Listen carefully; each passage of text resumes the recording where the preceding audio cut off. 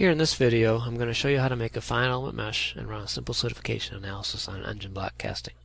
So most people agree the finite element method is better than the finite difference method, but lots of people think that it is too difficult to make a finite element mesh.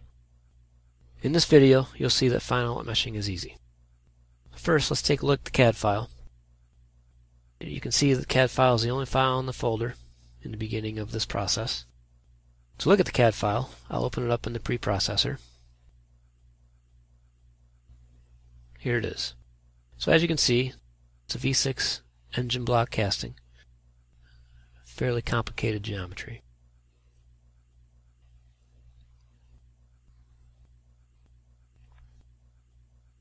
So to make the mesh, I need to open up the mesh generator. First, I specify the CAD file. Then I specify a base criteria for meshing. I'm going to use 4 millimeters for the tolerance. Then I specify an output file. I click Run, and it starts to make the mesh. So you can see that temporary files are starting to be created here. So while it's running, let's take a look back at the CAD file again. As you can imagine, engine blocks are large, heavy castings. This one is actually made out of aluminum, so it's not as heavy as it would be if it were made out of iron. It's a fairly thick-walled casting, as castings go. But even with such a complicated casting, the program's not going to take very long. And here it is. You can see it only took about 32 seconds before the mesh appeared on the screen. In this view, as you can see, the finite element mesh looks pretty good. Really, it looks very similar to the CAD file in terms of the shape of the casting and the volume, accuracy. It looks very nice. So if I show all elements, you'll see that there are extra elements around the casting, which can be used to represent the sand mold. So the point of making a mesh is, of course, so you can run a simulation on it. Since the mesh includes a sand mold, it can be used to do a solidification analysis.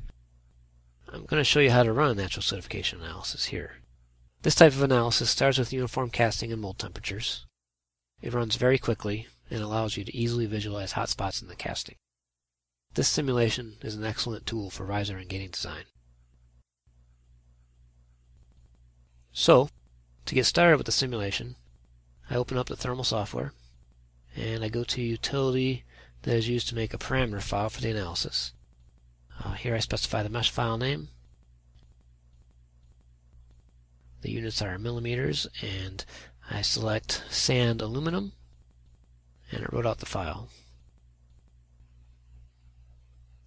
So I go back to the thermal GUI, give it my sol file that I just created, and click Run Cap 1 and Cap 2, and it starts to simulate. So while it's running, I'd like to go back to the mesh and point out how well the finite element method does in defining the curves and contours of the casting geometry. So I'm going to go back and show only GID 1, which is the casting.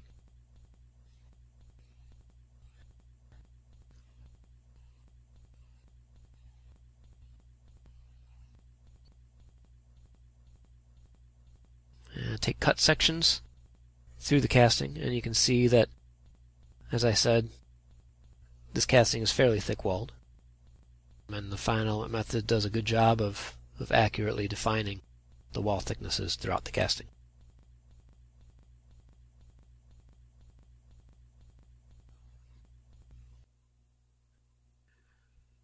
So the simulation is done after only about 50 seconds. I can now use the post-processor to look at the results. The geometry file for post-processing is the geo file, which is also a finite element mesh.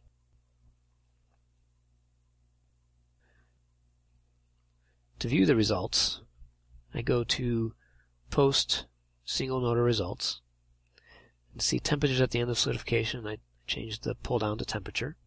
Select the result file, and here we can see temperatures on the surface of the casting. Looks reasonable.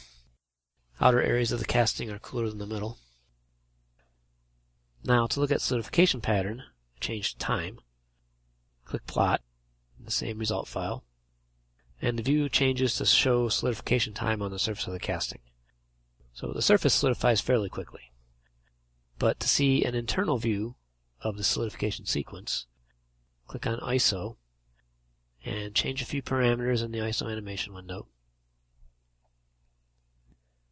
And then we can look at that solidification pattern. So initially, the liquid metal is drawn in red hash lines, and as the metal solidifies, you'll see some isolated hotspots that could be prone to shrink porosity.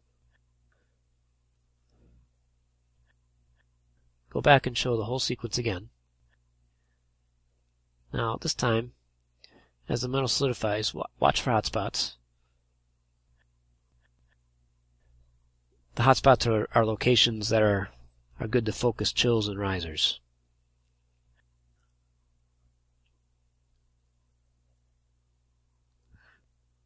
Here at the end is a fairly large hotspot that breaks away that I want to point out first, and then I'll point out a few other ones. Potentially a bad spot in the casting. A little bit earlier on there was another one that I saw too, right there. So as you can see, the solidification analysis is very useful for evaluating hotspots and feeding requirements in the casting. It provides a good guide for placing risers, chills, and gating. So there you have it, starting from a CAD file of the casting. In just about 7 minutes, you can make a fine element mesh and have results from a simple solidification simulation.